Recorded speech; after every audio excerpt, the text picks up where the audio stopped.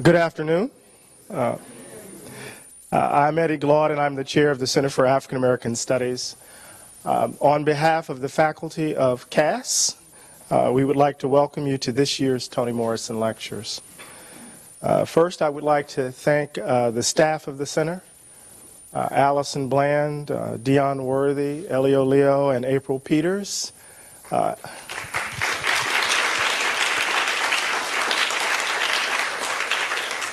They've worked tirelessly to make this event possible. And of course, I want to acknowledge our wonderful students. You guys have exhibited so much courage and wisdom in these troublesome times, and I have no doubt that you will continue to push Princeton, not just simply to do better or to be better, but to truly be an inclusive university. Sponsored jointly by the Center for African American Studies and Princeton University Press, the Toni Morrison Lectures spotlight the new and exciting work of scholars and writers who have risen to positions of prominence both in academia and in the broader world of letters. Recent Morrison lecturers have included Senator Cory Booker, Edwidge Dandicott, Bill T. Jones, and Elizabeth Alexander. And we are delighted today to have Professor Robin Dg Kelley join us, or join this illustrious group. Ms. Morrison's body of work calls us to our better selves. But in her hands, this is not some sentimental task of moral perfectionism. Instead, she demands we confront, without flinching, the bruises and wounds often hidden in plain sight, as well as the ugliness that makes possible the lives we desperately cling to, and the values we supposedly cherish. Hers is an exacting standard, and we are delighted to have a lecture series in her name. Now, Cass is a unique place. We're not just an academic unit. Of course, we teach our classes and advise our students, but within the walls of Stanhope Hall resides an intellectual community. People who are thinking together about issues that matter in the classroom and in the world. So I'm tasked this evening to introduce one of those special people within those walls. Amari Perry is the Hughes Rogers Professor of African American Studies. She's the author of Prophets of the Hood, Politics and Poetics in Hip Hop, and More Beautiful and More Terrible, The Embrace and Transcendence of Racial Inequality in the United States, and numerous articles that cut across a wide range of fields and subject matters.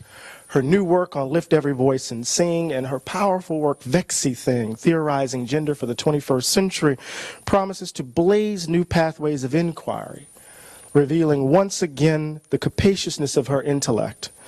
In short, she opens space for all of us to think anew. Her work models what it truly means to live the life of the mind. Professor Perry pushes the boundaries of so many different fields, and she does it with the homegrown brilliance and grace of Birmingham, Alabama, with a little bit of Cambridge, Massachusetts thrown in on the side. So, ladies and gentlemen, I welcome Professor Perry to the stage, and she will introduce this year's Morrison Lecture.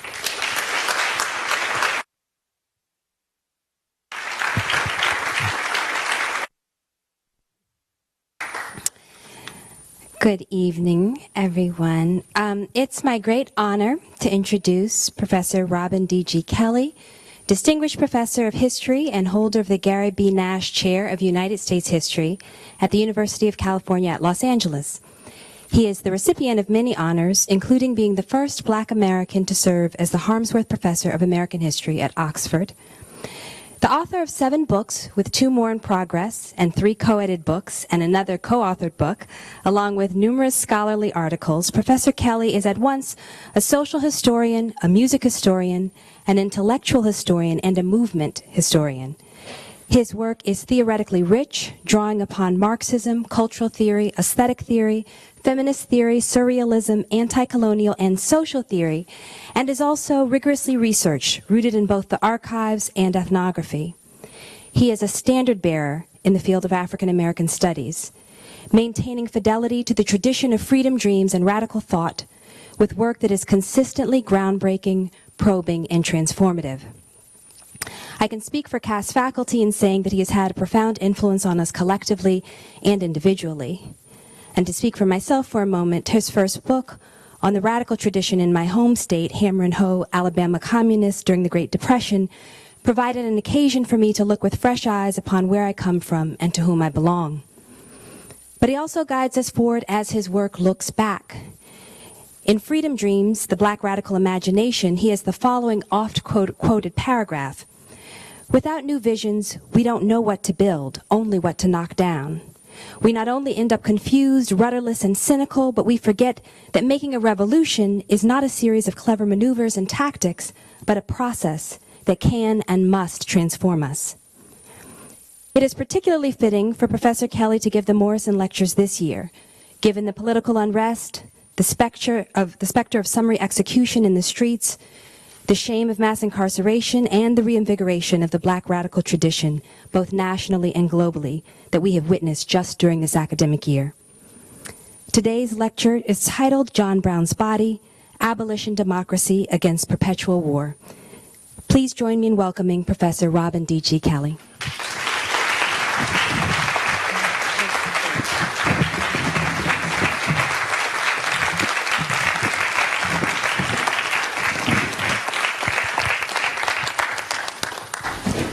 Okay, can you hear me? Okay, good. Before I do anything, I have to say I'm a little giddy. Not gonna lie. I have been a fan of Amari Perry's for a very long time. This is the first time we actually met, believe it or not.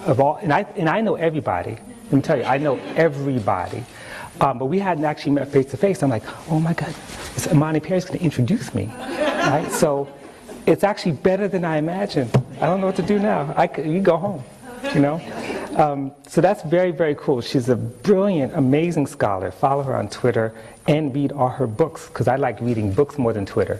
But that's just me. It's also great to be here with Eddie and all the colleagues here at Princeton. I'm not going to name everybody, but I will say that coming back to Princeton yet again, this time to deliver the Toni Morrison lectures, means a lot for many, many reasons. One specific reason is that the first real presentation I gave at a major university, by major, like a place like Princeton, was at Princeton. I think it was 1991. And it was this kind of a small seminar, and I was talking about poverty, and my book, Hammer and Hoe, had just come out. And I might have told the story before, but so my book had come out, had a copy of Hammer and Hoe, in the room of maybe 20 people, right? And they're listening to me, is like Cornel West and Toni Morrison. So afterwards, Toni comes up to me and she says, so this book about the Communist Party, send me a copy. We'll trade. Like, that's not an even exchange. So, and I swear, this is a true story. I sent her a signed copy of Hammer and Hoe. She sent me a signed copy of Beloved, first edition. It's not an even exchange. So the least I could do is not make a fool out of myself delivering the Toni Morrison lectures before you and before everyone in the live stream world. And I hope I don't do that. So here we go. Let me just begin with a quote. James Baldwin, no name in the street. All of the Western nations have been caught in a lie. The lie of their pretended humanism. This means that their history has no moral justification, and that the West has no moral authority. Now, we've all seen this picture. Mike Brown's bullet-riddled, lifeless body on the street for 4.5 hours, bleeding, cold, stiff from rigor mortis. From about noon on August 9th, after being gunned down by Darren Wilson, to 4:30 in the afternoon, when the coroner finally moved his body to the morgue in Berkeley, Missouri, Mike Brown lay there on the street in broad daylight. This was a clear act of collective punishment, and the residents knew it. Stevan Statham, who had just moved on the block the day before, remembered how shocked he was to see a dead body on the street for so long. As he told Amy Goodman, they just left the body there for like the whole world to see, just like everybody in the neighborhood. Like I guess they was trying to show a point, like don't disrespect me or this is going to happen to you. Now this is the point of lynching. The public display of the tortured corpse was intended to terrorize the entire community, to punish everyone into submission, to remind others of their fate if they step out of line. Collective punishment violates the laws of war, though in this case the Geneva Conventions do not apply, not only because our internal colonial wars of pacification in the face of increasing ungovernability is camouflaged under the guise of civilian policing. Mike Brown was a casualty of war, whose origin predates both the Hague and Geneva Conventions. Some of the more recent casualties of war are well known to us: Eric Harris, Walter Scott, Eric Garner, Ezel Ford, John Crawford III, Darian Hunt, Tanisha Anderson, Antonio Zambrano Montes, Orain Rosser, Rashad McIntosh, Akai Gurley, Ruben Garcia Villapando, Ernesto Javier Canepa Diaz, Jessica Hernandez, Alan Locke, Ayanna Stanley Jones ad infinitum. They were unarmed, black, brown, or indigenous, shot down by police under circumstances for which lethal force was unnecessary. This list includes, 21-year-old Yusor Abu Salah, her 19-year-old sister Razan, and Yusor's husband, 23-year-old Dia Barakat, all three executed by Craig Hicks in Chapel Hill, North Carolina.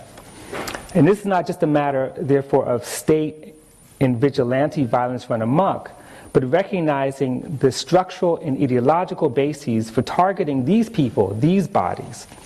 There's a thin line between vigilante violence and state violence, since racial regimes either sanction or fuel certain kinds of extralegal violence, even if an indictment or conviction is obtained.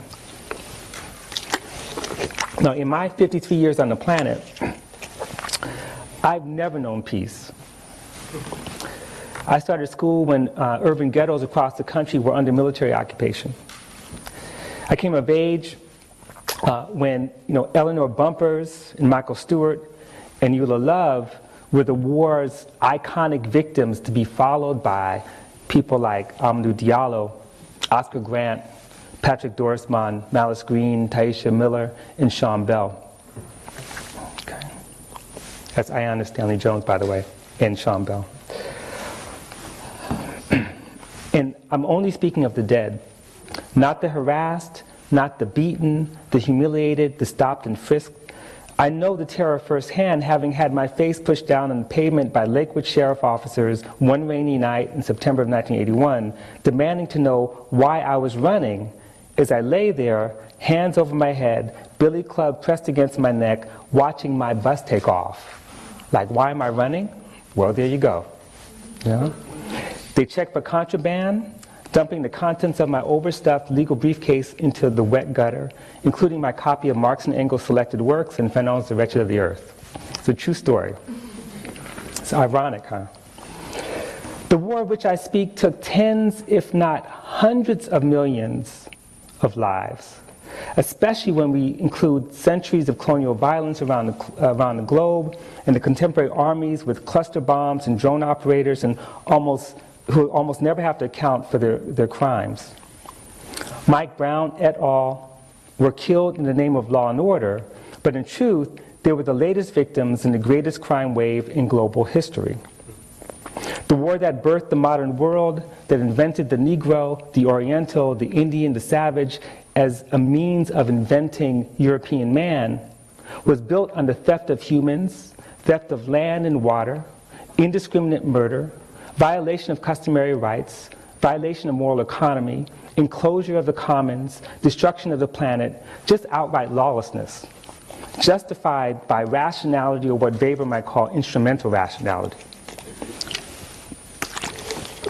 And yet, those young people who spent months on the streets demanding justice for Mike Brown, knowing that Mike Brown's body and soul belonged to them, represent the dialectic, the war to colonize, the war to dispossess, enslave, and subjugate. That war is also a war to decolonize, to repossess, to emancipate and democratize, a struggle on the part of the racialized and colonized subjects to end racial capitalism's brutal war, to bring peace and a new democratic, just order to the world. Okay, so what I want to do over the next 3 days is to perform something of a deep historical autopsy on Mike Brown's body, to reveal both the history of the racial regimes that allowed an armed agent of the settler state to take his life for refusing to comply with the order to walk on the sidewalk, and for resisting the daily indignities of epithets and threats backed by lethal force. The anatomy of the modern state, or modern state violence, is rooted in colonialism, historical and ongoing, slavery, racial capitalism, patriarchy, enclosure, and their attendant ideologies, liberalism, racism, science, etc. But a genealogy of the modern racial state that took Mike Brown's life requires a similar genealogy of resistance. Some deep psychology of anti-blackness and anti-Indianness, Islamophobia, or the like is helpful, but it doesn't explain the death toll.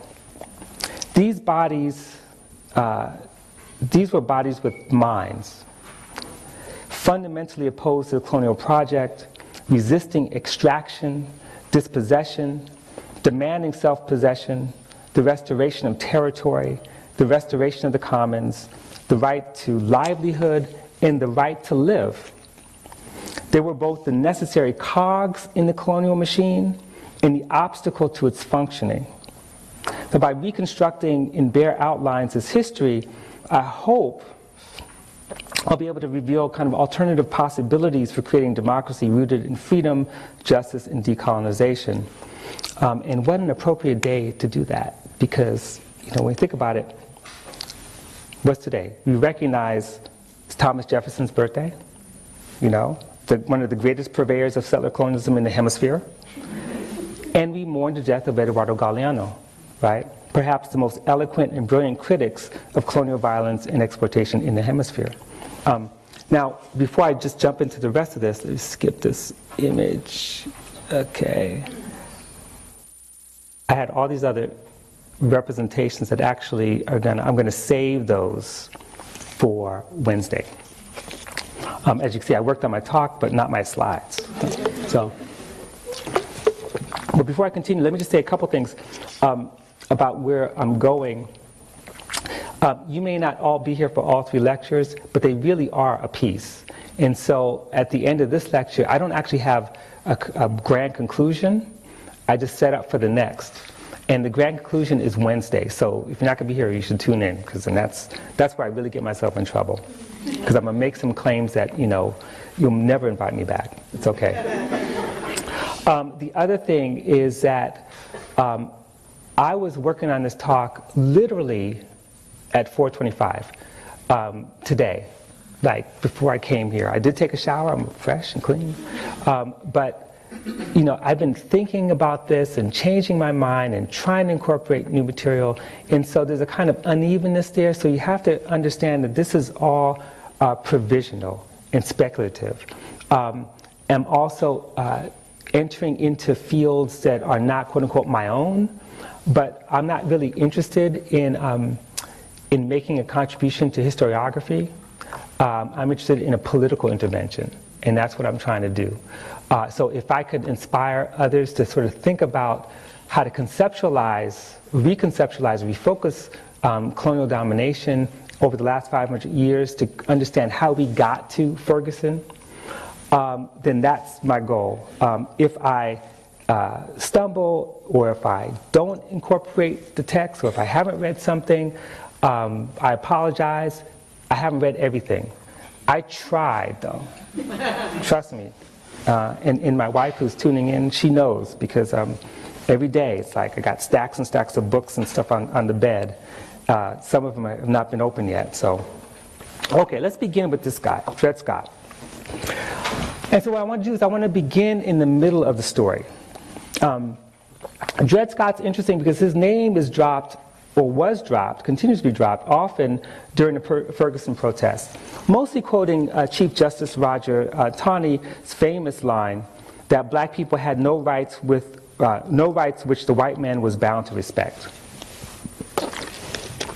But in focusing on the soundbite, we often miss one of the main consequences of the Dred Scott decision, and that is that it rendered the Missouri Compromise unconstitutional and opened the door to make slavery legal everywhere. Okay? What made the majority opinion such bad jurisprudence wasn't the declaration that black people were not citizens. That was, except for some states, that was kind of obvious in terms of the treatment, but rather their decision to rule on the Missouri Compromise after declaring that black people did not have a right to sue in courts. So that's the point where you say, well, the case, we can't go forward with the case, but they continued to rule. The case should have been dismissed at this point, but Taney and the majority ruled anyway because their real agenda was to overturn the prohibitions on slavery. They ruled that the Missouri Compromise was unconstitutional for two reasons. One, Congress never had the power to govern territories and therefore had no power to prohibit slavery. And two, enslaved people were considered private property. And, and you can't deny slave owners their property without due process, because that's a violation of the Fifth Amendment. Now, enter John Brown. I actually think Brown's words and deeds are as important as Dred Scott for understanding the significance of Ferguson, not to mention the significance of Dred Scott and the Dred Scott decision. I mean, after all, it was the Supreme Court's ruling on Dred Scott that convinced him to strike the federal arsenal at Harper's Ferry first, rather than launching guerrilla raids on Virginia plantations, which was his original plan. Now, why? Because the Dred Scott decision proved to Brown that while slaveholders were morally accountable for holding human beings in bondage, it was the federal government that sanctioned and sustained the institution of slavery.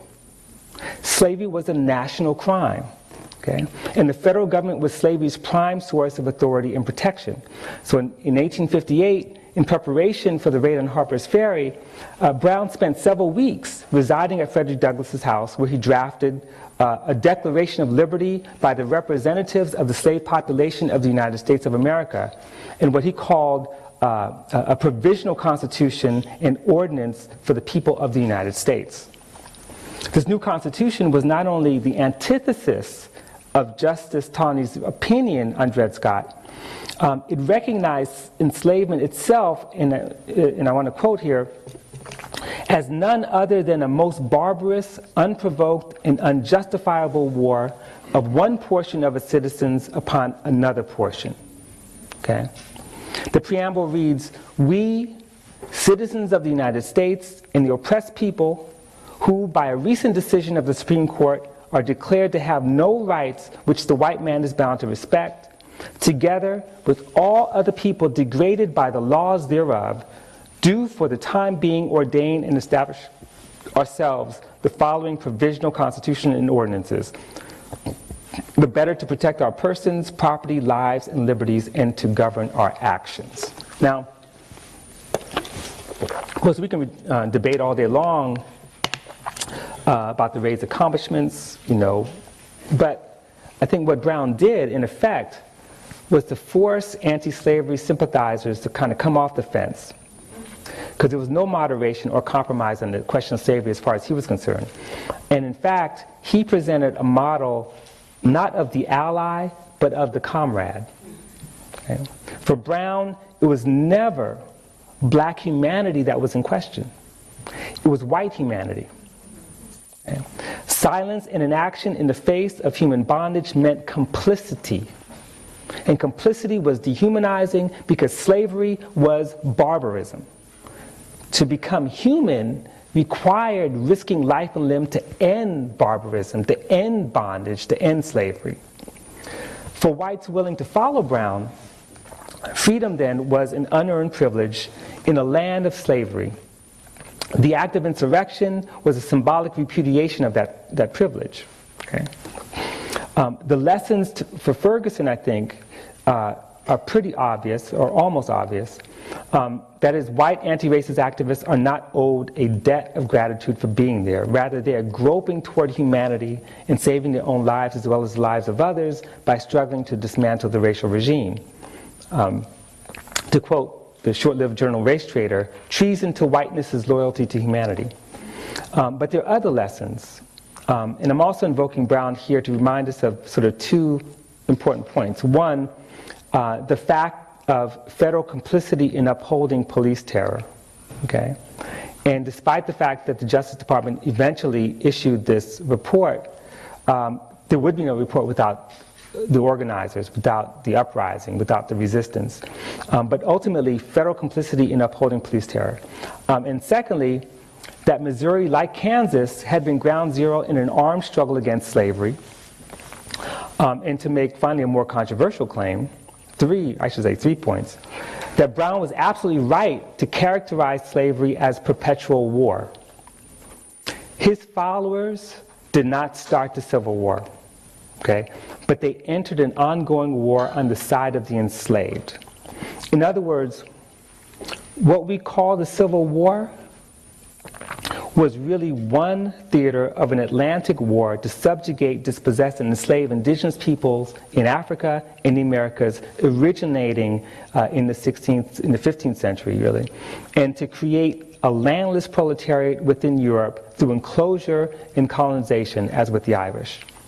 So I would argue that war begins at the point of settlement, with the shipment of kidnapped Africans across the Atlantic, the enslavement of indigenous people, with rape and pillage and forced removals, not to mention religious conversion and compulsory assimilation. Imperial expansion, slavery, settler colonialism are acts of war.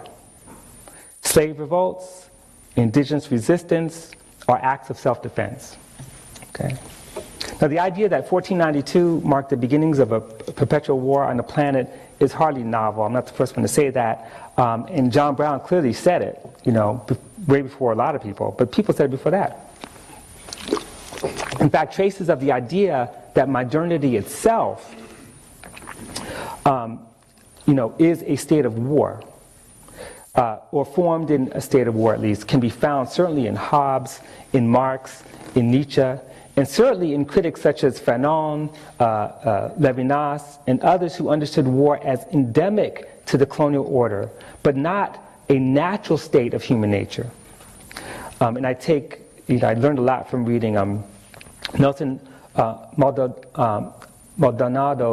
Maldonado Torres's book Against War, and the way he puts it, he says, naturalization of war requires, quote, a radical suspension of displacement of ethical and political relationships in favor of the propagation of a peculiar death ethic that renders massacre and different forms of genocide as natural. And then, building on Sylvia Wynter, Fanon, Lewis Gordon, and others, he posits a coloniality and the naturalization of human difference that's tied to it as a source of the war paradigm and constituent of Western modernity itself. So in some ways, I guess I'm kind of pushing back, maybe not, against this idea that permanent war is a product of a post-9/11 reality, but rather saying that permanent war was not really permanent because it will come to an end. Begins at least in terms of the origins of modernity with 1492 and everything that comes with it.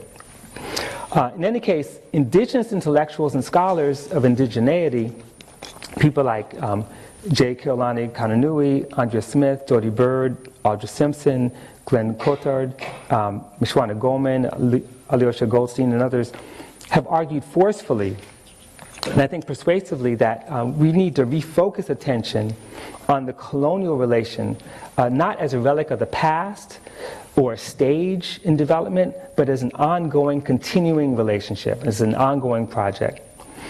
Smith and Coulthard, in particular, have joined other scholars like David Harvey and Silvia Federici and others in rethinking Marx's notion of primitive accumulation. These are chapters in Capital Volume 1, where he talks about expropriation and what it took to create the conditions for capitalist transformation in England, in the English countryside, for example. But they're sort of rethinking Marx's notion not as a transitional phase, merely producing the conditions for capitalist social relations, but as an essential feature of capitalism itself. So Marx's commitment to stadialism I should say, drawn not only from Hegel, but from Scottish Enlightenment thinkers like Adam Smith, really made it difficult, if not impossible, for him to see the violent processes of enclosure, dispossession, and enslavement as the very process by which surplus extraction takes place outside of Europe. Not just foundational, but endemic to the modern world system in racial regimes that produced a Ferguson, a St. Louis, a Sao Paulo.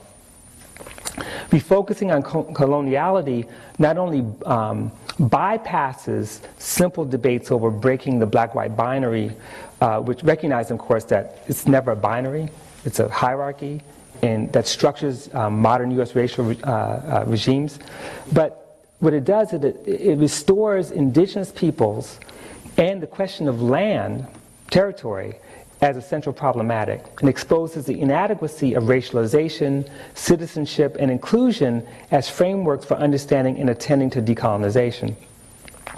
As Jody Bird argues in The Transit of Empire, quote, this conflation, that is racialization, this conflation masks the territoriality of conquest by assigning colonization to the racialized body, which is then policed in its degrees from whiteness.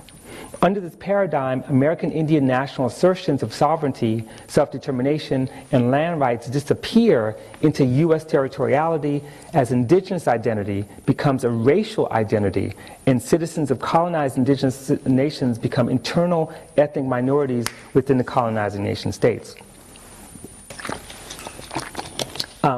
Besides that, I think indigenous critique and settler colonial studies really compel us to rethink the state, the role of the state in settler society, not simply as an instrument of class rule or an arbiter of interest, but first and foremost as an instrument of colonial domination. Now, U.S. historians invest so much time parsing out the positions of the so-called founders, the legal and juridical apparatus, presumably constructed for the protection of liberties, and by protection of liberties we mean for male settlers with significant holdings of stolen land and stolen people, right? That we end up missing the fact that the U.S. state retained many of the same features and functions of the colonial state that preceded it. Or to put it another way, the colonial state form was never really dismantled.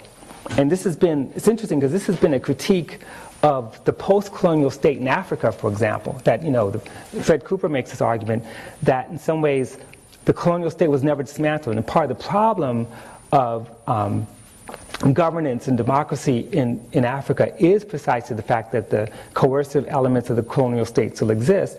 You could say the same thing about the United States. I'm sorry. That's my argument. Okay, throw things at me if you want to. But I think that's true, right? I think I want to sort of push on that idea and think about it. And in fact, what I'm going to try to do over the next three days is talk about the state a little more often. Of course, if we're serious about refocusing on the colonial relation, we can't ignore the processes of dispossession and violence and the relations of production and reproduction that dragged Africans, Asians, and Europeans, proletarianized by enclosure, to the lands of the Americas, Oceania, parts of South Asia and Africa, and the Eastern Mediterranean. It's also important not to reduce territoriality to the locus of settlement, but to include the circuits of colonial exploitation. So, for example, dispossession, I would argue, has to be seen as a tricontinental process initially, and ultimately a global one. We have to consider enclosure in Europe and the Americas, as well as captivity, expropriation, and population transfer by enslavement in Africa and the Americas. I mean, indigenous slavery is one thing that we always have to consider, not just indigenous forms of captivity and slavery, but the transfer of indigenous peoples from like North Carolina to the Caribbean, for example. This is all part and parcel of the same process. Enclosure is yet another example of lawlessness and violence masking as law, order, and security. Backed by the rule of law, the state employs violence to discipline, to reclassify, to criminalize, and destroy sovereignty and create disorder. Now keep in mind that enclosure, and by the way, everyone knows what enclosure means, but we're talking about forms of expropriating land that was used for the commons that becomes privatized, semi-privatized under the rule of the crown. There's a whole process of, and that's just one form of enclosure. There's so many forms of enclosure that continue on and on and on. But it's basically a form of privatization. But enclosure is part of this process of war, okay? War on the commons, which ultimately turns part of the expropriated into proletariat, to the proletariat. And in other words, those people who are dispossessed, I should say, includes, they end up in industry, they end up in the maritime world, wage workers, they end up landless rural labor, they end up being prostitutes, sex workers, they end up being beggars. Okay, that's one portion. Another portion becomes settlers, right? Sent to Australia, North America, all the British Isles, or British colonies, I should say. Another portion is sent to the workhouse, right? And there's a portion who are merely casualties whose flesh mingles with the earth and whose bodies sometimes hang from trees or broken on the wheel, serve to terrorize those who resist the new discipline. So I guess I'm trying to think about where's the European working class in the story of dispossession, And yet, as Peter Linebaugh reminds us, quote, enclosure's antonym, the commons, also carries with it a promising but unspecified sense of an alternative. Enclosure indicates private property and capital. It seems to promise both individual ownership and social productivity. But in fact, the concept of enclosure is inseparable from terror and the destruction of independence and community. In the U.S., without enclosure, there would be no slavery, nor Jefferson's dream of a white republic of small land producers, nor trails of tears, nor reservations, nor convict labor camps. For the visionary Shawnee leader, Tecumseh, preservation of Indian sovereignty also meant preserving the commons. As he informed Indiana Territory Governor and Indian fighter William Henry Harrison in 1810, the only way to stop the violence and the instability and the selling of lands, Indian lands, caused by white purchase and outright seizure of land also, is, quote, for the red men to unite in claiming a common and equal right in the land, as it was at first and should be now. For it was never divided, but belongs to all. No tribe has the right to sell even to each other, much less to strangers. Sell a country? Why not sell the air, the great sea, as well as the earth?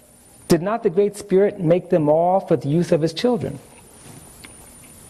Now, Roxanne Dunbar Ortiz's wonderful book on sort of an indigenous history of the United States, people's history of the United States, describes the American settler colony as an armed military encampment, reminding us, as Dave Roediger and Edmund Morgan did many years ago, that subjugating and dispossessing indigenous people, controlling the enslaved, and that includes Indians, and winning allegiance of white criminals and indentured labor required military presence and surveillance. In fact, just consider the fact that all formal wars in North America, from Bacon's Rebellion, the American Revolution, the War of 1812, the Mexican-American War, up through the Civil War, were fundamentally over territory, expanding slavery and legitimizing and consolidating settler sovereignty over both land and people. And of course, in situations where black people participated in these wars, like the Revolutionary War, for example, the promise of individual freedom or the hope of achieving some semblance of citizenship and acceptance always stood as a possibility.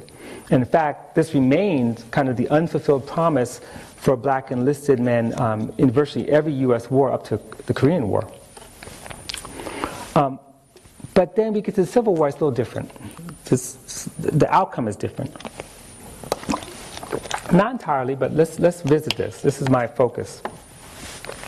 Because this was the war that destroyed formal chattel slavery. Okay? This is the war that delivered the 13th Amendment.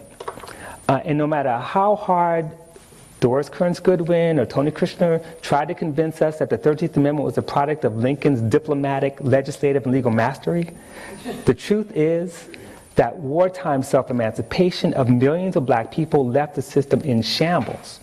The genie was released, re-enslavement was impossible. Okay? Besides 500,000 so-called contraband fleeing to Union lines, 186,000 men donned the Union uniform and fought their former masters. Those who survived returned to their communities as liberators, as a new generation of leaders, and they returned armed. And for a while they stayed armed, forming militias to defend their communities and the fledgling democracy they attempted to build in the United States. Even before the 14th Amendment, black troops assumed that they had earned their citizenship on the battlefield. They protested abusive and discriminatory treatment at the hands of federal officials and former Confederates alike.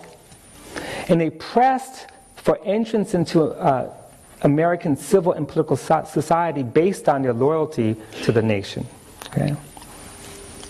Now,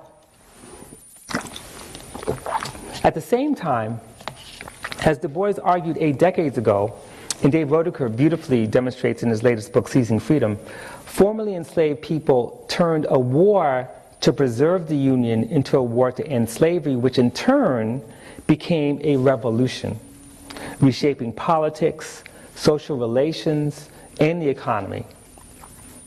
Abolition unleashed the possibility of genuine democracy in the United States of America. Freed people's democratic vision radically differed from their former masters and from Northern capitalists.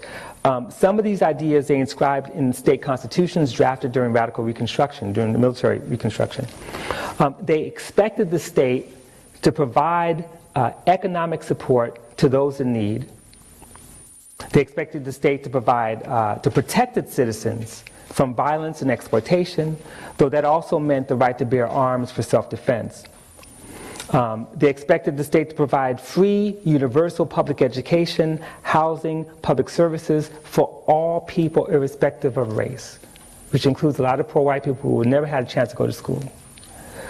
They worked actively to achieve and defend equality, abolish imprisonment for debt, abolish public whipping, provided funds for roads and railroad construction and other improvements, seize land from former rebels or former masters, and redistribute that land to freed people as reparations for unpaid wages. Of course, that was a proposition, a proposal that didn't happen the way it was envisioned. And in fact, I would argue or submit that in these constitutions and in the self-activity of formerly enslaved people and free black people lay the origins of social democracy, not the progressive era. Social democracy begins there in the 1860s. And we often think of it as sort of a European development in the late 19th century, but I think this is really the beginning. But what Du Bois called the abolition democracy was born amid the continuation of perpetual war. Okay? And by the way, I should say them about these beautiful photographs, because you got the great Deb Willis here. She and Barbara Krauthammer's book, which basically is a collection of photographs.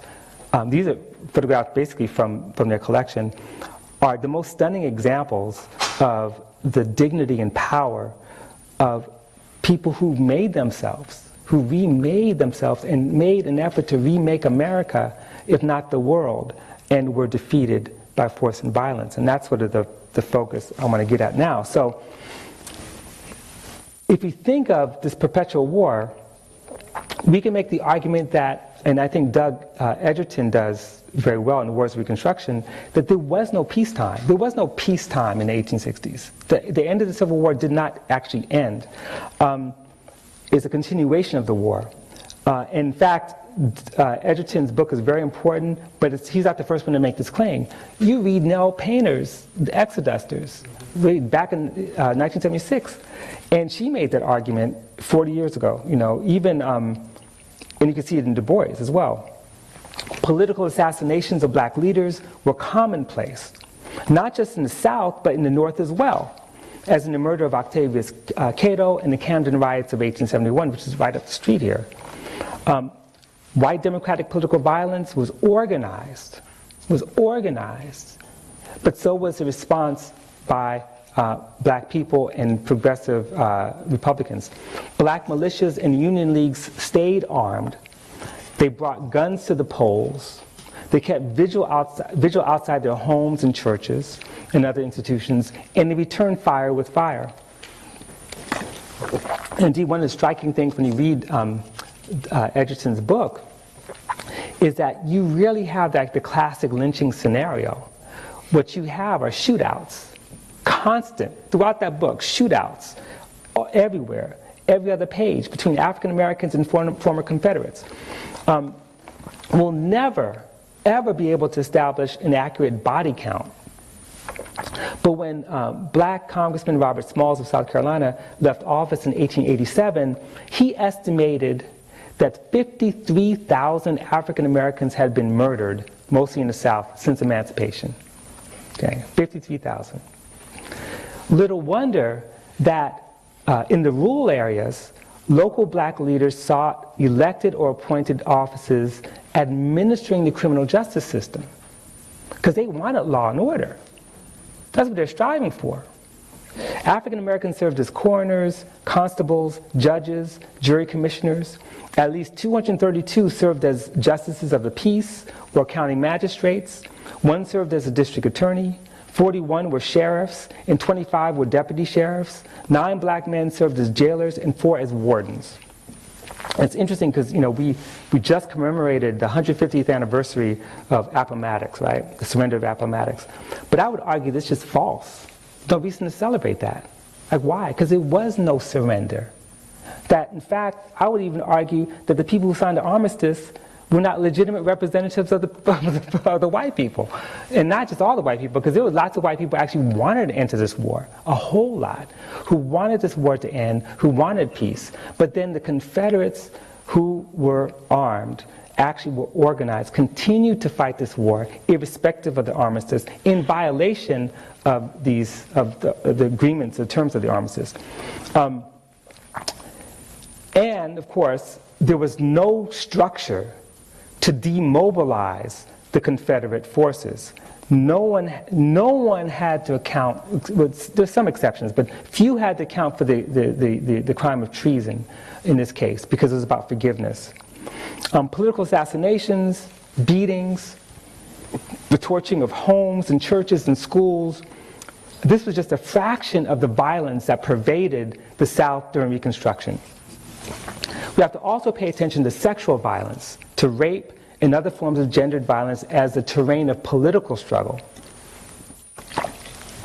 Black people were subjected to both discursive and physical violence, the former fueling the latter, constructing black subjects as sexually abject, as dangerous, as threats to social order and racial purity. The alleged incapacity of freed people to sustain families, to earn a living, to abide by the law, and to exercise sexual constraint, say alleged, was offered as evidence that black people were not worthy of citizenship. Black women were accused of lewdness, sexual promiscuity, prostitution, and resistant to patriarchal control, as the discursive formulations went. That is to say, of violating normative family relations.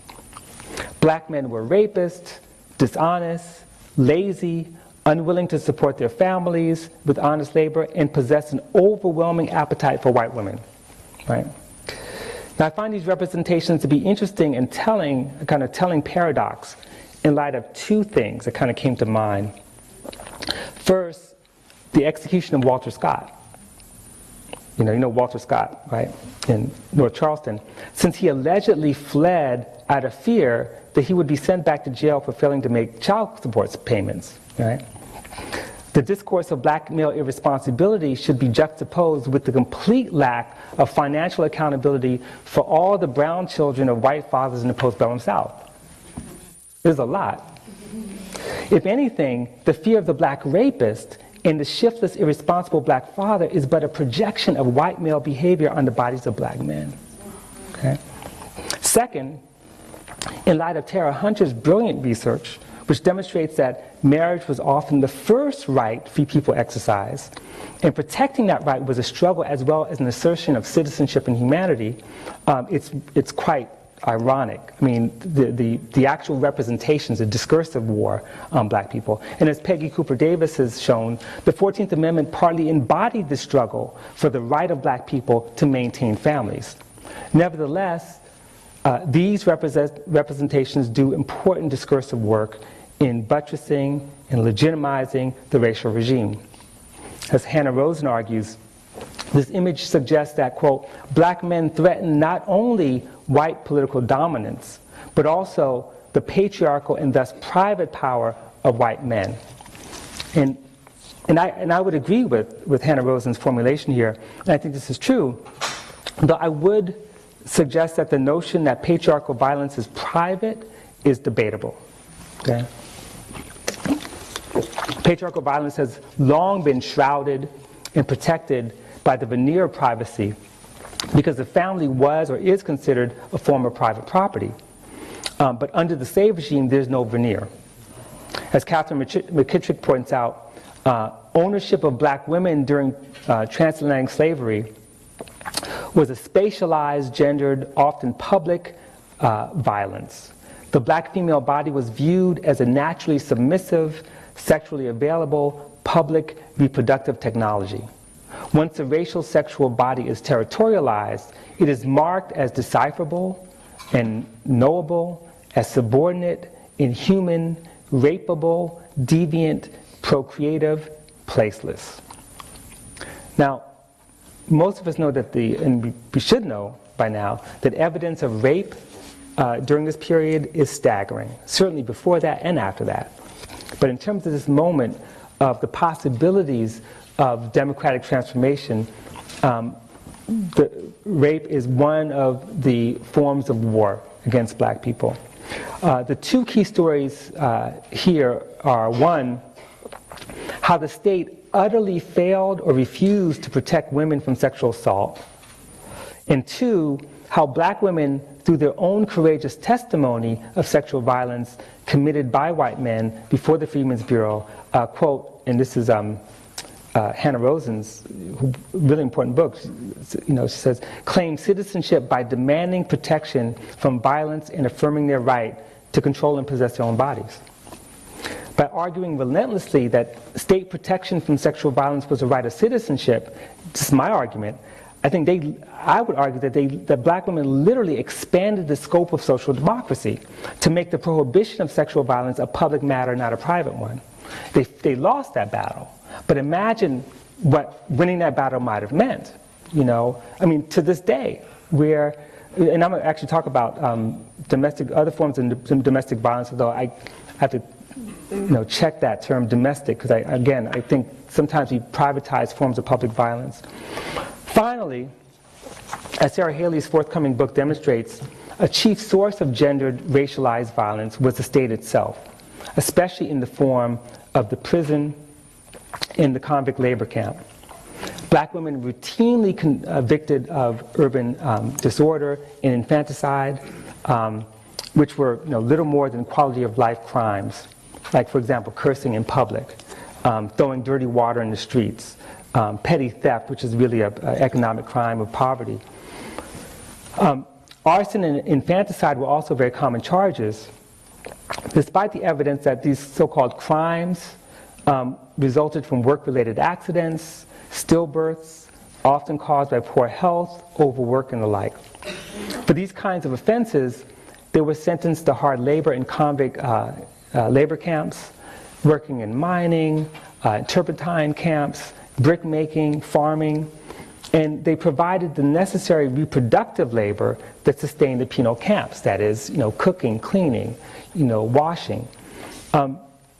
Haley demonstrates that criminalization was a mechanism of labor control and a means through which the state policed black women's lives and bodies. As she argues, for these women to, quote, work like a man represented a fundamentally violent process of ungendering, rendered outside the category of women, and thus allowing the state to subject them to institutionalized gendered racial terror, sexual violence, policing, and surveillance. Now, Reconstruction didn't just fail. It was violently defeated, violently overthrown. The defeat and the implications it has for the future of a racialized state violence offers, I think, an occasion for us to think about the nature of the state during this period of democratic possibility.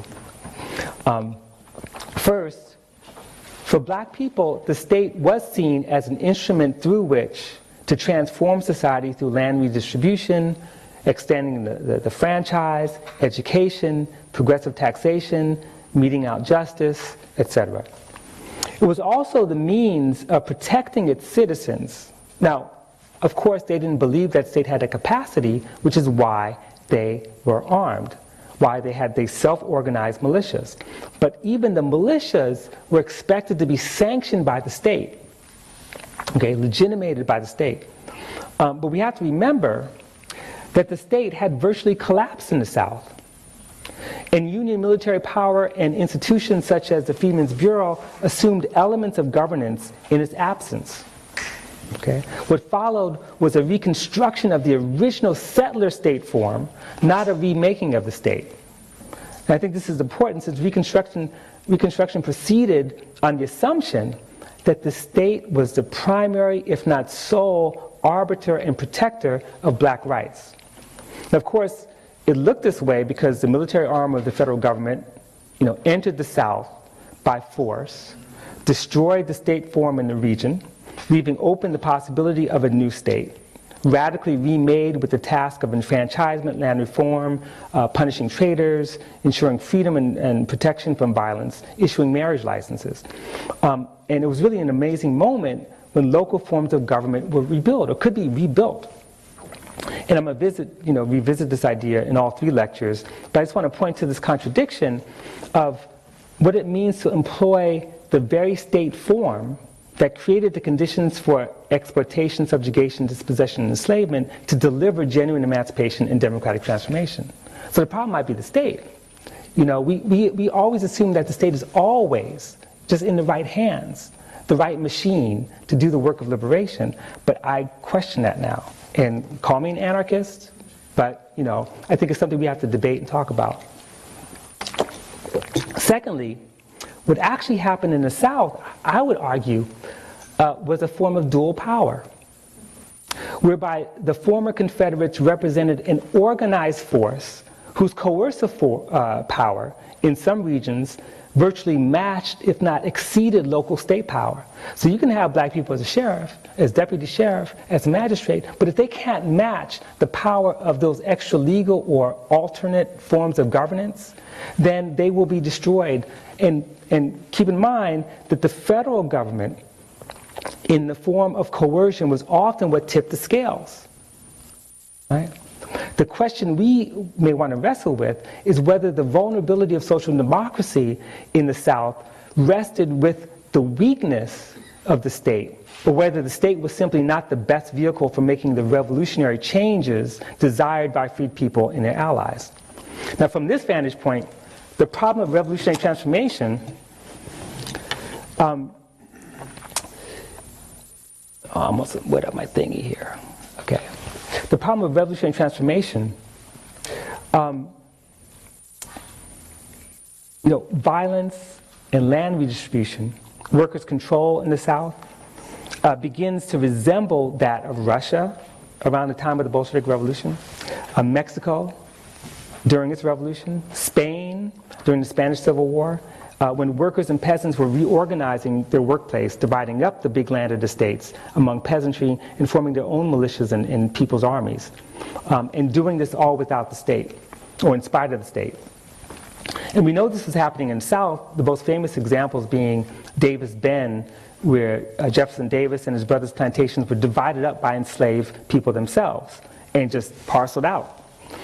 This is the other side of dual power. That is, black people creating institutions and taking actions that were independent of, if not antagonistic to, even the Republican-ruled state.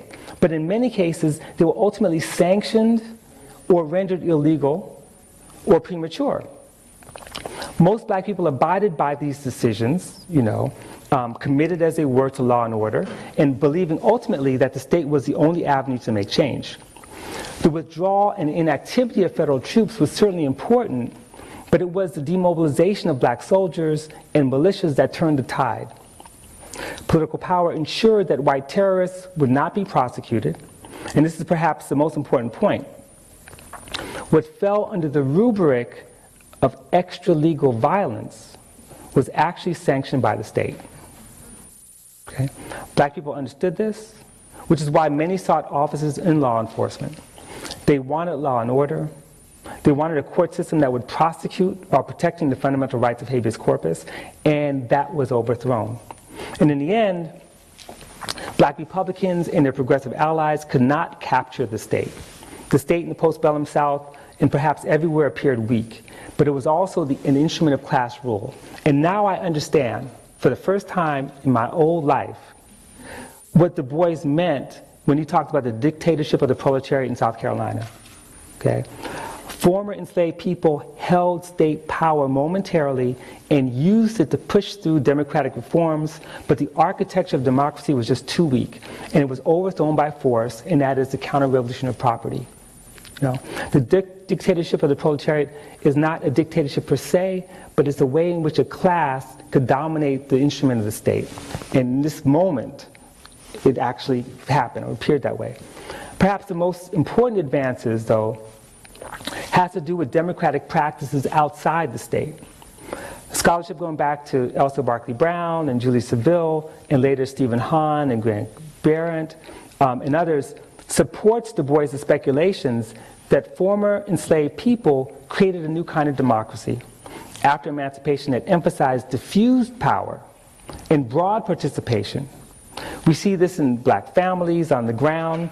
We see this in the women and children who attended, and I love whoops, oh yeah, I got the picture up there, this picture here, who attended Republican conventions, and when the call for the vote took place, usually by voice or hand, women and children did not hesitate to participate. The vote was seen as collectively owned, not a man's right. Women accompanied men to the voting booths and told them how to vote. But I don't want to romanticize, because this is not a period of women's emancipation, as we already saw in terms of the levels of violence against women. So in response to abolition democracy, terrorist organizations flowered. The Klan and similar organizations waged a campaign of terror, with Meridian, Mississippi, and Colfax, Louisiana, among the sites best known for their massacres. And for a moment, the Enforcement Acts of 1870 and 71 outlawed these terrorist organizations, but a few years later, the Supreme Court gutted these acts and overturned the convictions of some of those responsible for the Colfax massacre. By 1872, amnesty was granted to just about every Confederate in the South, and nearly all troops were withdrawn. Violence only increased in the South, not behind masks, just open insurrection.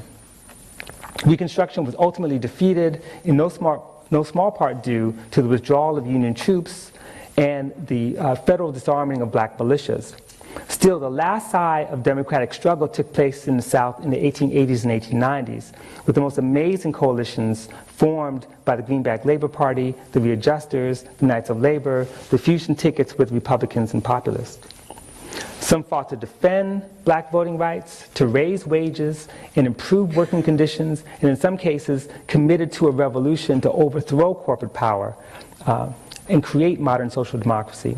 But it took force, an out-and-out war, and appeals by white racial loyalty to defeat these progressive coalitions, which explains why formal disfranchisement doesn't begin until 1890. And segregation, lynching, and a wave of white urban mob violence takes off at the end of the 19th century, really. And the defeat, and this is the last story I want to share with you, culminates here, and that is the coup d'etat in Wilmington, North Carolina in 1898. The year's not accidental, I don't think. If you don't know the story of Wilmington, the coup, sometimes it's called a riot. The short version is that in 1892, Republicans and populists defeated Democrats in North Carolina's elections, winning the majority of state house and Senate seats, electing dozens of African Americans to local offices. By 1898, however, Democrats swept back into power throughout the state with the help of white Republicans who basically broke from the Republican alliances, switched allegiances, and chose race over class. The exception was the black majority city of Wilmington. So whites there, some from outside the city, took up arms, and here they are, and overthrew the elected government, killing scores of black people and some loyal white Republicans. Okay, so this was a coup d'etat, it was the overthrow of an elected government in the United States of America. 2 years later, the state formally disfranchised black voters through poll taxes and literacy requirements. And all this coincides with the war on the Western Front, the final pacification of Plains Indians, marking the so-called closing of the frontier. The final battle at Wounded Knee in 1890, or the Ghost Dance War, during which U.S. military massacred some 200 unarmed Oglala Sioux, mostly women and children. And of course, all these stories are far more complicated. Black soldiers participated in these pacification campaigns against indigenous peoples, and many would go on to fight on behalf of U.S. empire in Cuba, the Philippines, and Mexico, which I won't be talking about. I will talk about empire tomorrow. In the end, war destroyed slavery, but war also killed abolition democracy, smashed the last vestiges of Indian sovereignty, and transformed the appearance of the colonial state into the modern racial security state, opening the path for overseas war and the extension of American empire. The process is, oh, actually, no, I'm going to skip that part. And I'm just going to actually end here because I would take us into a whole other argument, which I don't want to have right now. But so in closing, we get to 1898.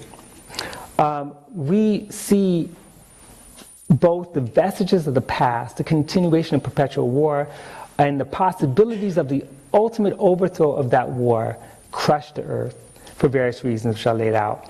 And I'm going to end there because tomorrow I'm going to talk about both U.S. overseas empires, immigration, and the way in which the First World War, in many ways, becomes a global war on the working class.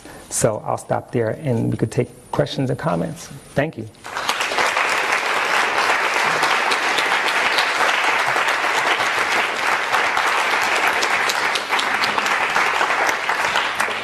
Okay, I know people have to leave, so comments, questions? I got to take my glasses off because I can't see. And I know people work on reconstructions. If I step on your toes, I'm sorry. Don't give me any hard questions about that because I only know what I know. Which is limited. Yes, sir. I very much appreciated your talk, as I think many people did, and I agree with much of what you said, but I do have one question. And I think as we try and address these problems today, it's important to understand how things began. I do a lot of work on Theodore W. Allen, who's the author of the two-volume Invention of the White Race. Right. If people are not familiar with it, I'll just point out, Allen wrote wonderfully devastating critiques of both Morgan and Roediger, who you mentioned, so I would encourage people to look at them. But this is what I want to raise a question about, some statistics here. Okay. Because you use the phrase settler colonialism. I don't assume you're including the Africans who are brought here as settlers. Is that correct? No, in fact, that's the whole point of the tricontinental conception. Okay, I didn't think so. Let me just, is a critique, here's what Allen writes. I just want to give you these statistics. And I want to see if, in light of these statistics, perhaps there should be some reassessment of that phrase. And he writes as follows. And Virginia is the pattern-setting colony, right, in the 17th century. You mentioned Bacon's Rebellion, things like that. 3 out of 4 Europeans who came to the Chesapeake in the colonial period were imported as chattel bond laborers.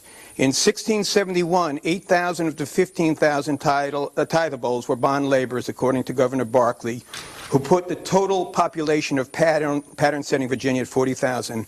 Of the 30,000 Europeans who came to the Chesapeake region 1680 to 1699, we may assume that 24,000 were bond laborers. In a roughly equivalent period, 1674 to 1700, around 6,000 African bond laborers came. Right. Now, the point, and why I think this is important, it's quite different. Allen makes the argument that the racial oppression that develops in this country is a product of class struggle, and he elaborates on that. And that's quite different than a settler colonialism where we're projecting that people are coming with racialized attitudes. And that's why I'm asking, in light of these statistics, do you think perhaps this settler concept should be reassessed? Right. That's a very good question. And it's a question that I have grappled with for a while, which is why, if you notice, my conception of settler colonialism is slightly different from the dominant one. And that's why I think the question of territoriality is important, and the question of class. And when I laid out the 4 different possibilities for the dispossessed in Europe, whether you talk about the Irish or other European workers in the English countries, specifically English countryside, that many of those options were not options for land ownership. For some it was, but the process by which they got there wasn't a direct process of the distribution of land.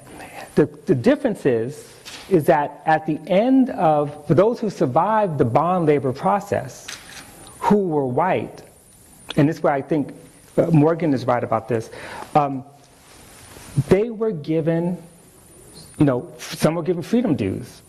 And part of that was in order to tamp down class antagonisms, not at the very beginning of bonded labor, but toward the end, to tamp down class antagonisms, the giving of freedom dues, that is, land grants, weapons, and some money, was a way of producing, ultimately, a settler society. It doesn't mean that people came here to be settlers. It means that there's a process by which settler colonialism was produced. And it was never even. It was always uneven. Bacon's Rebellion reveals how uneven it is. And the fact that there were also those white bonds people who made a decision to join maroon societies or to run away with indigenous peoples and to not live within the confines of the Virginia colony, for example. That these are choices that people made. I think that, what to me, the issue about settler colonialism isn't counting heads and naming people and figure out who's a settler and who's not. It's about the structure. That the structure itself was a structure based on capitalism, based on extraction of surplus, but one in which you actually have to use a kind of discursive process of producing the Indian as a non-citizen, as a potential slave, as a threat, engaged in acts of genocide to remove, or as traitors, which is also part of the process. Part of the reason why there was pressure on the part of the British against the American colonists not to extend back past the Appalachian Mountains because of treaties that they had with Indian traders and Indian nations. And whereas people who are already there wanted to extend beyond that. So part of overthrowing colonial domination was to allow for the expansion of colonialism, but under whose watch? In the end, if this wasn't a settler society, then we wouldn't have certain forms of enclosure, certain forms of freehold. We wouldn't have basically what becomes a class-based but white supremacist society in the end. Because there's at no point in the period of colonial rule or the early republic was there a multiracial class-dominant ruling class. It just never existed. It was a white ruling class. That does not take away the material basis or the class character of modes of oppression, but it does mean it took on a particular characteristic that's based on the idea of dispossession and slavery. You know, I argue against those who claim that Africans were settlers. I argue against the claim that all people from Europe were settlers. I don't accept that position. I think some became settlers, and the reason why was to try to resolve the class contradictions. You know, I think that's one reason. There's other reasons as well. Finally, I love Theodore Allen's work. I think he's a genius. I mean, I had the great pleasure when I was at NYU, as you know, of basically providing space for him to do his work.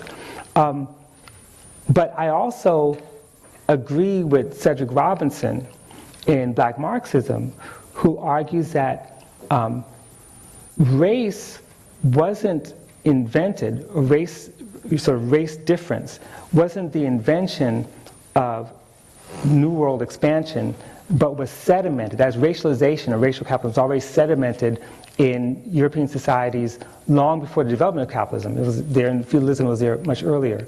And that it just took other forms, other forms like other forms of othering or difference. In the case of Jews, anti-Semitism.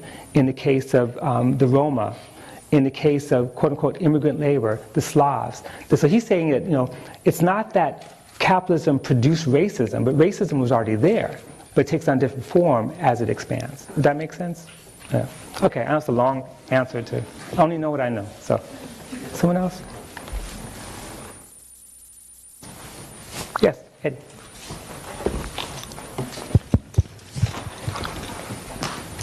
Thank you for such a wonderful talk. There's a really radical claim about the second founding here.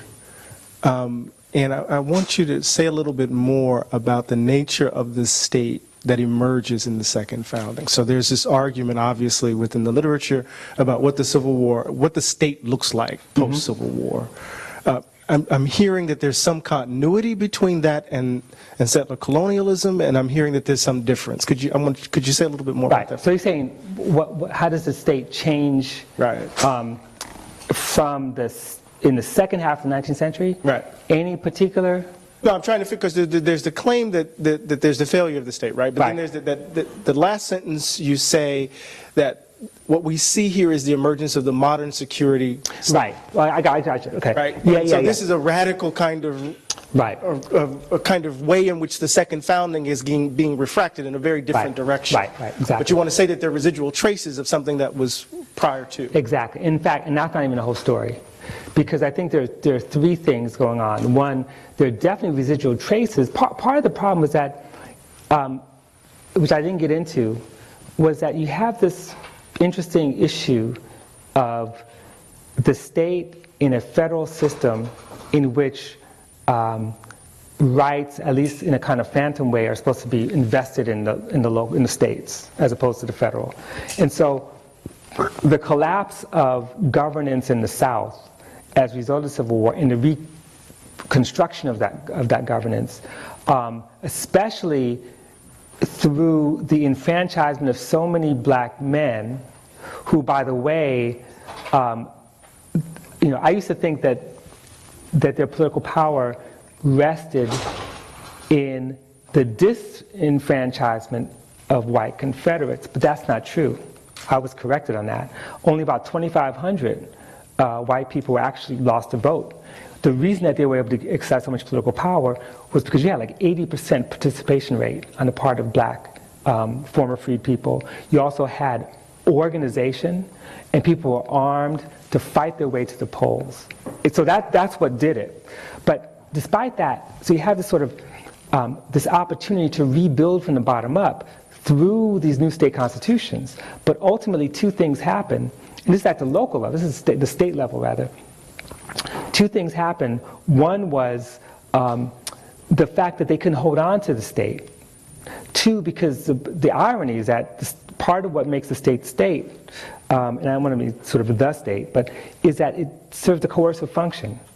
The coercive function of the state depended on federal intervention because it'd been destroyed.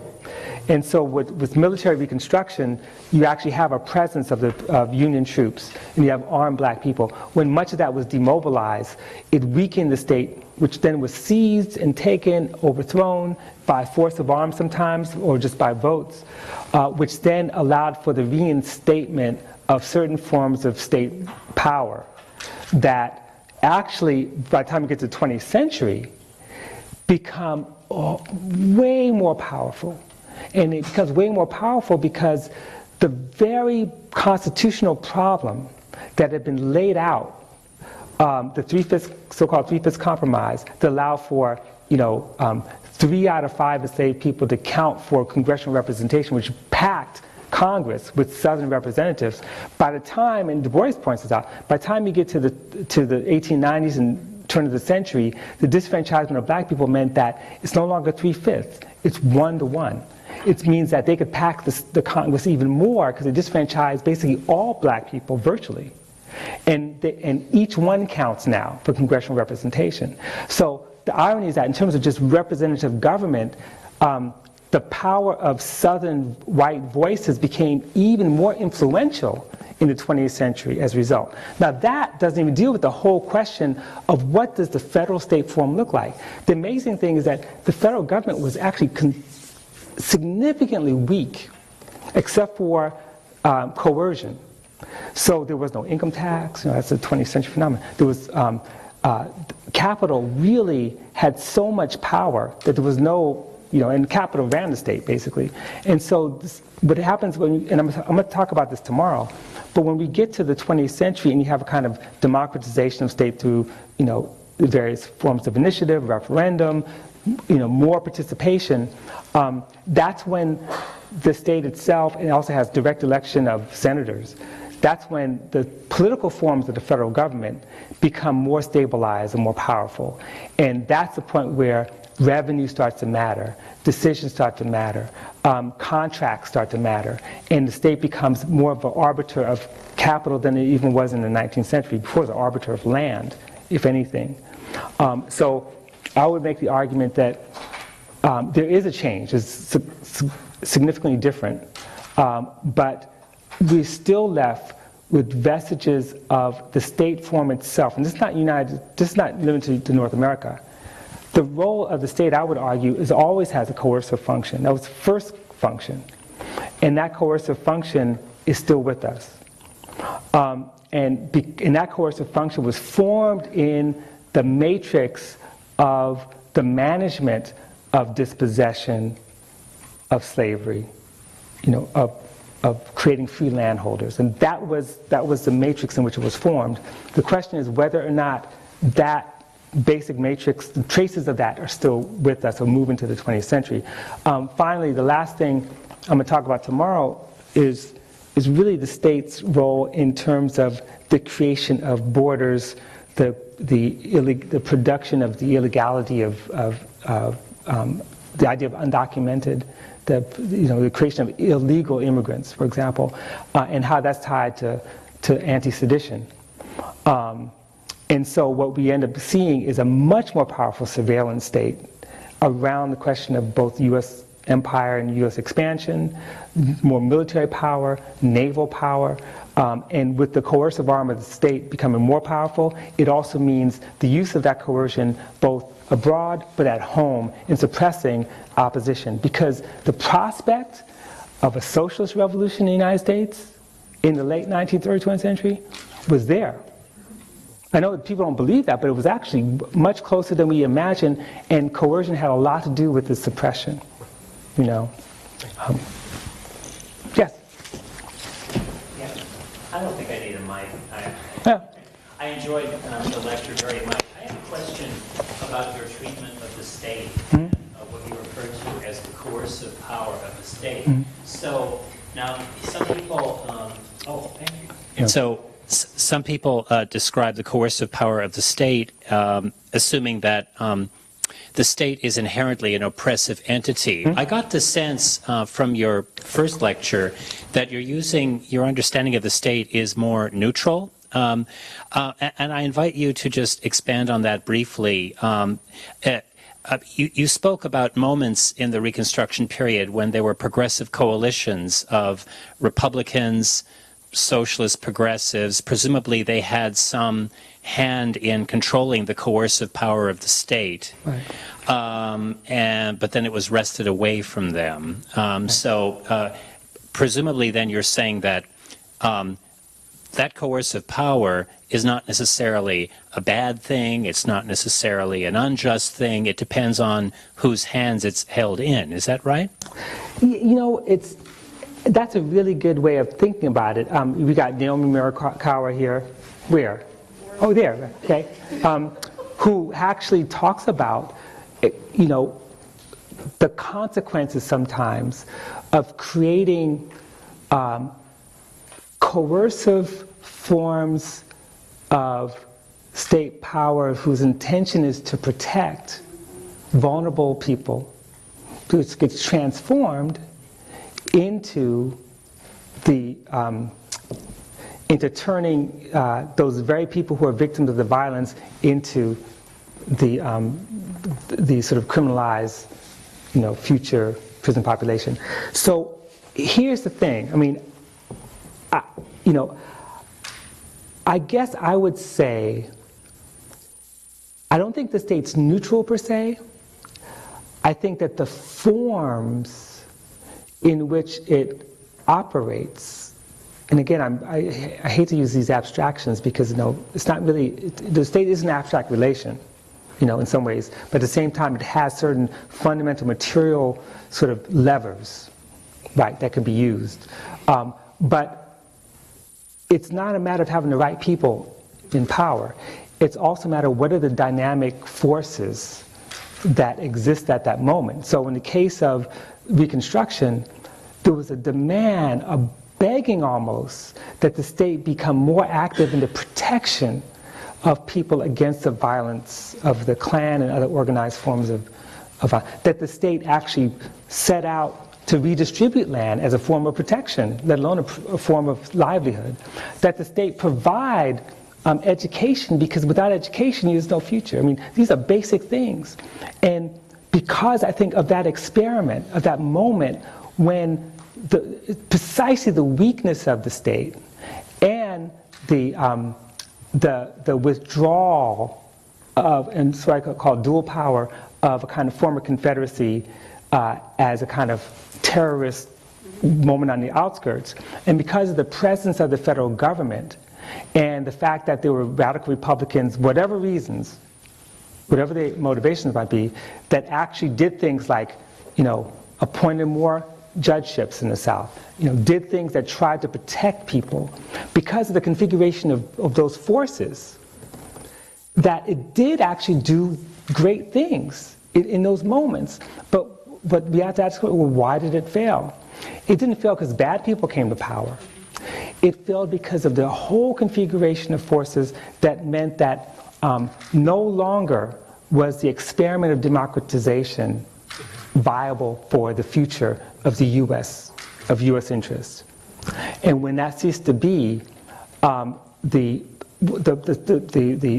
really weak edifice upon which some of this legislation was passed was collapsed and was replaced.